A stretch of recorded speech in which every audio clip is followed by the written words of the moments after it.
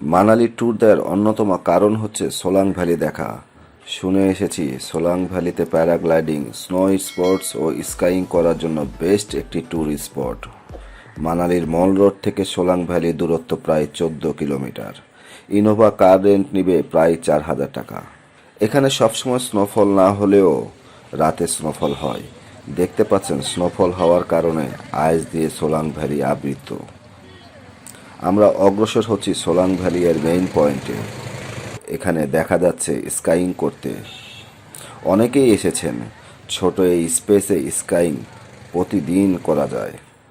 সেই সাথে snow spot হিসেবে স্নোমোবিলিং, যারা স্কাইং করতে পারেন না তারা এখানে একটু ট্রাই করে দেখতে পারেন। স্কাইং স্পট তো দেখলাম, এখন সোলাং ভ্যালি এর মেইন পয়েন্টে যাওয়া যাক। এখানকার পথ এতটাই রিস্কি যে কোনো কারণে যদি পা পিছলিয়ে পড়ে যান ইনজুরি হওয়ার সম্ভাবনা অনেক। এখানে আসার আগেই আমরা বুট ও ড্রেস পরে এসেছি যেন একটু রিস্ক ফ্রি থাকা যায়। অনেক ট্যুরিস্ট এসেছে। মানালি যারাই ট্যুর করেন তারা সোলাং ভ্যালিতে আসবেনই। এখানে বড়দের পাশাপাশি ছোটদেরও বিভিন্ন রাইড আছে। যেখানেই তাকাই আইস আর আইস, মন জুড়িয়ে যাওয়ার মতো অবস্থা। সৃষ্টিকর্তা যে এত সুন্দর প্রকৃতি দিয়েছেন আমাদের, তা এখানে না আসলে বোঝাই যাবে না। সামনেই রোপওয়ে, টিকিট করে চাইলে রোপওয়ে চড়তে পারেন। মানালি পর্যটনের ক্ষেত্রে রোপওয়ে একটি অন্যতম আকর্ষণ। এখান থেকে চাইলে আপনি স্নোমোবিলিং করতে পারেন। যাদের সাথে ছোট শিশু আছে কিংবা নিউ ম্যারিড, তারাও এই সুযোগ কাজে লাগাতে পারেন। স্নোমোবিলিং করার জন্য 500 রুপি গুনতে হবে, তবে দরদাম করলে আরও কমে নিতে পারবেন। এখান থেকে এগিয়ে গেলে প্যারাগ্লাইডিংয়ের স্পেস। হেঁটে যেতে সময় লাগবে কমপক্ষে 15 মিনিট। মাথার উপরে প্যারাগ্লাইডিং হচ্ছে। অনেকটা স্বপ্নের মতো কিংবা রূপকথার গল্পের মতো মনে হলেই এটাই বাস্তবতা।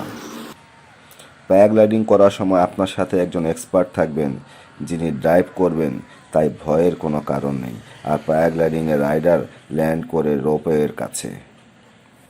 আপনাদের সুবিধার্থে আমি ক্যামেরা মুভ করে দেখিয়ে দিচ্ছি। আকাশে উড়ে বেড়ানো হচ্ছে আর নিচে চলছে হইচই, আনন্দ, উচ্ছ্বাস।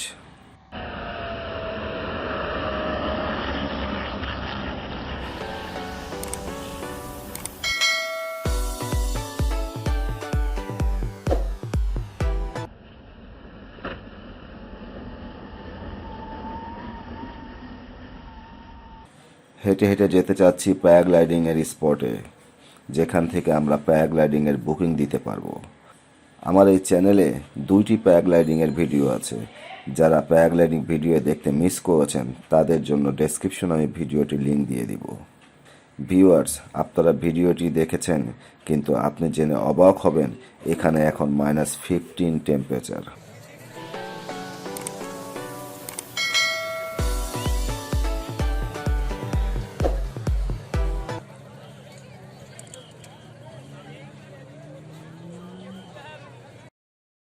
এই স্নোমোবিলিং এর ক্ষেত্রে ম্যাক্সিমাম 2 জন অ্যালাউ করা হয়, একজন অ্যাডাল্টের সাথে একজন চাইল্ড।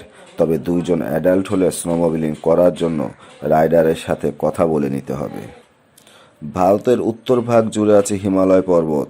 কোনো পর্বতমালা কি এমন নিখুঁত স্তর বিন্যাসে সৃষ্টি হতে পারে?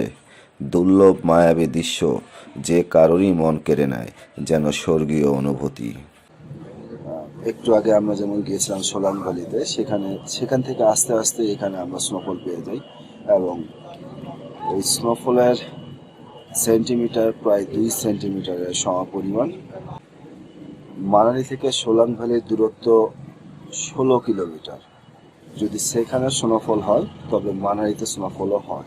তবে সেখানে স্নোফল হয় যে সময়টা শুরু হয় তার থেকে 15 থেকে 20 মিনিট কিংবা আধা ঘন্টা পরে মানালিতেও স্নোফল হয়।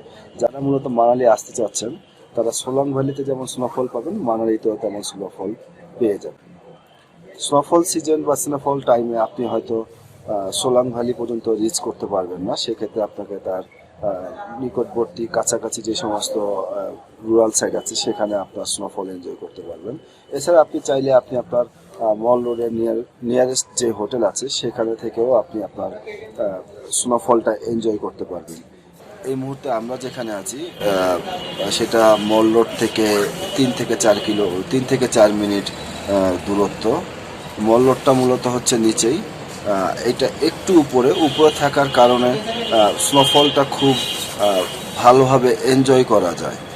নিচে যেমন মল রোডে আপনি থাকলে হয়তো সেভাবে এনজয় নাও করতে পারেন বা সেভাবে আপনি স্নোফলের পরিপূর্ণ ভিউটা নাও দেখতে পারেন, কিন্তু এখানে যেটা হয় সেটা হচ্ছে আপনি চাইলে এখান থেকে পুরো হিল সাইড পর্যন্ত আপনি দেখতে পাচ্ছেন এবং স্নোফল দেখার মজাই আলাদা। দেখতে পাচ্ছেন স্নোফল হচ্ছে একেবারে লাইভ স্নোফল। আমরা একটু পরে আবার বাইরে যাব। সবাই ভালো থাকুন, সুস্থ থাকুন, ভ্রমণ করুন, মনকে প্রফুল্ল রাখুন।